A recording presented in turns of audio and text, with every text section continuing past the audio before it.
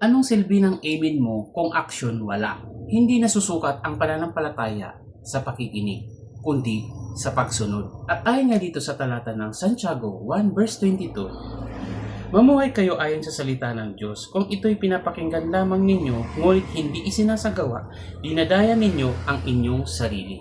Mga kapatid, kaibigan, may isang mapait na katotohanan na kailangan nating harapin. Hindi lahat ng nakikinig sa salita ng Diyos ay sumusunod dito. Maraming taong komportable sa pakikinig, komportable sa simbahan, komportable sa praise the Lord at amen.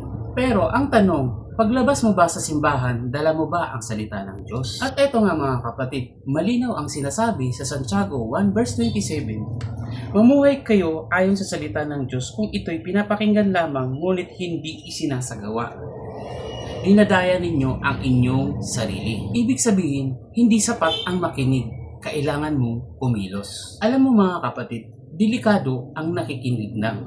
Alam mo kung bakit delikado? Iniisip mo na okay ka na. Kasi nga, nakikinig ka active ka alam mo yung talata Pero kung walang pagbabago sa sarili mo, sa ugali mo, sa pananalita mo, dinadaya mo ang sarili mo. Ang tunay na pananampalataya ay may gawa. Kung sinasabi ng Diyos na magpatawad ka, magpatawad ka. Kung sinasabi niyang iwasan mo ang kasalanan, iwasan mo. Kung sinasabi niyang mahalin mo ang kapwa, ipakita mo. Hindi puro Lord, Lord, pero walang yes, Lord. Doon dumarating ang pagpapala.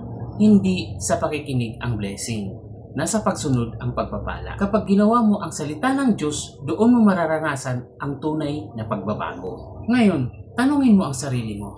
Ako ba ay tagapaginig lang o tagasunod ng salita? Dahil sa totoo lang, hindi ka babaguhin ng salita ng Diyos kung hindi mo isa sa buhay. Kaya simulan mo ngayon isang hakbang sa pagsunod at makikita mo ang buhay mo unti-unting babaguhin ng Diyos. Okay mga kapatid, bago pala ako magtapos, gusto ko lang sabihin sa inyo na hindi ka niloloko ng iba. Ikaw lang mismo ang nanloloko sa sarili mo at kung nakikinig ka lang at hindi mo ginagawa. At ayun nga mga kapatid, anong silbi ng amen mo kung walang action?